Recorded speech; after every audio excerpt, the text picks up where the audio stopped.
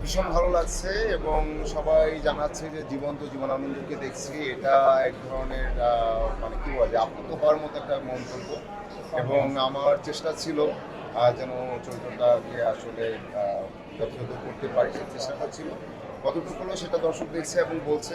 তো অনেকেই যে এই মন্তব্যটা করছে যে জীবনানন্দকে দেখলাম, এটা আমার জন্য অনেক বড় প্রাপ্তি এবং এই মন্তব্যটাকে আমি আমার আশীর্বাদ হিসাবে নিই আর কি। কারণ খুবই কম সুযোগ হয় আসলে এই ধরনের কাজ করার। খুবই সুযোগ কম আসে যে খুবই ভিন্ন মাত্রার কোনো স্ক্রিপ্ট, ভিন্ন মাত্রার কোনো চরিত্র বা এটা ভিন্ন মাত্রার চরিত্র কোন দিক থেকে বিশেষ করে এটা লুক ওয়াইজ আমাকে অনেকটা চেঞ্জ হতে হলো। কেউ কেউ বলছিল যে আমরা চিনতে পারি নাই যে এটা বাসার।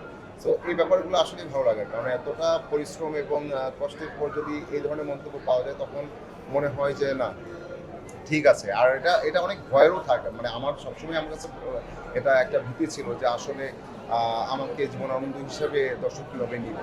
তো সেই জায়গাটায় আমার মনে হচ্ছে যে অনেকটাই স্বস্তি পাচ্ছি, কারণ অনেকেই বলছেন জীবনানন্দ। আবার আমার এটাও মনে হচ্ছে যে সময়ের সাথে সাথে এই ভাবনারও পরিবর্তন আসতে পারে, কারণ জীবনানন্দকে তো আমরা কেউ দেখি নাই, জীবনানন্দ দাসকে আমরা কেউ দেখি নাই, আমরা এক ধরনের কল্পনা করি, একভাবে ভেবে নিই তার কবিতা পড়ে, তার জীবনযাপন সম্পর্কে জেনে। তো যখন যেই কবিতা পড়ি তখন জীবনানন্দ এক এক রকম আমার কাছে।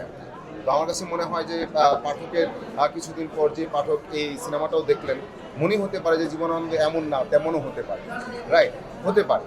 তো জীবনানন্দ একদমই কুয়াশার মতো, এমন একটা চরিত্র করতে পারা আমার জন্য অনেক বড় প্রাপ্তি এবং এটা আমার জন্য ভীষণ চ্যালেঞ্জের ছিল। বাট আমি তো অভিনেতা, আমি চ্যালেঞ্জ নিতে চাই এবং সেই সাহসটা নিয়ে আসলে কাজটা করা। বাট সিরিয়াসলি সিনেমা রিলিজ হওয়ার আগ পর্যন্ত খুবই ভয়ে ছিলাম যে আসলে কীভাবে এই জীবনানন্দকে আমরা গ্রহণ করব। বাট আলহামদুলিল্লাহ বেশ ভালো। ব্যাপারটা হচ্ছে কি, এটা কাজের ফর্ম অনুযায়ী না প্যাটার্নটা চেঞ্জ হয়ে যায়। এখন যদি আমি মঞ্চে অভিনয় করি আপনি বলবেন যে অভিনেতা বাসার, আমি যদি যাত্রা প্লে করি আপনি বলবেন যে বাসার যাত্রা করবো, হ্যাঁ, যাত্রা একটা রোল প্লে করবো।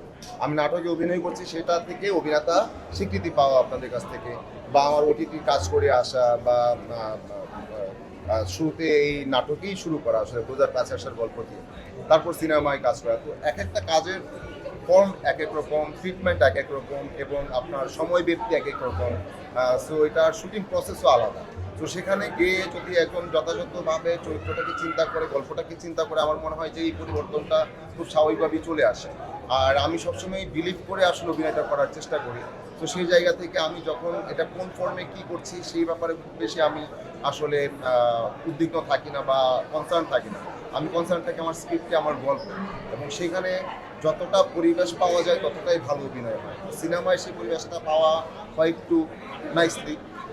আমরা যখন নাটক করি সেখানে সময় সীমাবদ্ধতা থাকে, আমাদের অনেক কিছুরই সীমাবদ্ধতা থাকে। আর সিনেমায় আর্টের দিক বলেন, লোকেশনের জায়গায় আমরা খুব বেশি কী বলা যায়, খুঁতখুঁতে থাকি। চরিত্রের কস্টিউম কী হবে, চরিত্রের প্রতিটা সেকেন্ড আমরা খুব ভালোভাবে মেপে রিহার্সাল করে জেনে বুঝে টোটালটা মাথায় নিয়ে আমরা ওইখানে নামি। তখন একটা দারুণ টিমওয়ার্কের ভিতর দিয়ে দারুণ কাজ আসে। সো এটা আসলে ফর্ম অনুযায়ী একজন অভিনেতা অটোই আলাদা হয় বলে আমার বিলিভ।